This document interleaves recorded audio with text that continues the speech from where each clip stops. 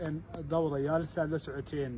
waxaa ku xidhan magaalada Hargeysa Shucayb Maxamed Muuse oo ahaa wasiir hore ka soo noqday xukuumadda madaxweyne Silaayo sidoo kalena ahaa duqii degmada Gabiley hadda wuxuu ahaa musharax wuxuu ku xidhan yahay magaalada Hargeysa isagoo ka sharaxnaa xisbiga Ucud imika waxay la joogaa walaalkii Axmed Maxamed Muuse Axmed Dheere waxa uu sheegay in uu cuntadii ka soomay isaga ayaa inoo xaqiijin doona bal soo dhaw bismillaahir rahmaanir rahiim aadban ugu dhawahay waxa weeye Shucayb Maxamed Muuse walaalkay saa sheegtay wala xilay runta xilka kala duwan oo soo qabtay waxa weeye cuntadii uu ka soomay 3 maalmood waxba cunto ma cunin bacdeen waanu xanuunsanaya oo beesubag iyo macaan iyo kulli gaastari buu leeyahay waanu xanuunsanaya sideeda kalena waxa weeye waa loo diiday qof family ku arka cid aragta waa loo diiday waxaanu ku rumaan garaysnaa xabsiga dhexe magaalada Hargeysa waxaana loogu dhameeyay rumaankii saldhiga dhexe oo uu ka mas'uuliyeen kale Axmed Daawax Abdaahir cid u gasho oo aan matashay uu diiday dumarkiisii uu diiday anigu ii diiday intii kale familka uu diiday marka hadaydan u gali karin cidiba u galin sida ku ogaateen waxa ku ogaanay inaan yaro anigu aan dhalay baa u geeya oo ardaya aroortii wuxuu ugu dhiibaa ciidanka laakiin maqdibko kale uu galaa ama wixii yaalay baa loo soo dhiibaa weelkii oo cuntadii ku jirto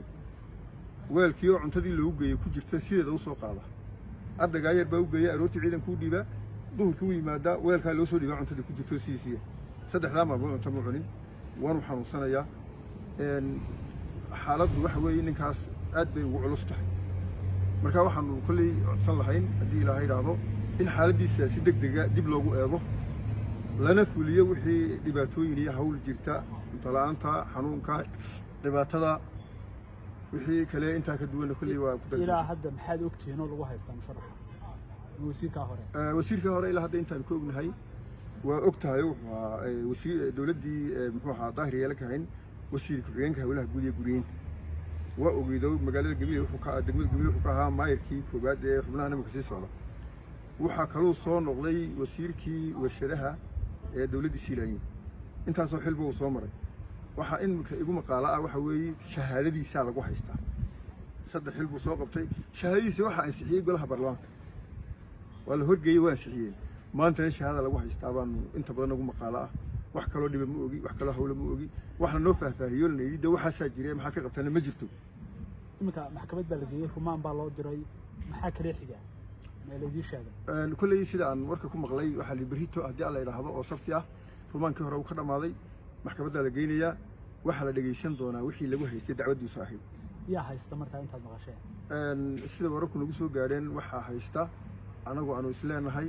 kulley xubno dowladda ka tirsan sida wasiirka isgaarsiinta ninka la yiraahdo Cabdilaahi Xuseen Cabdilaahi Balaag oo iyaguna kaashanaya nidaamka dawliga ah oo gacan laga siinayo raggaasana u tirina inay haystaan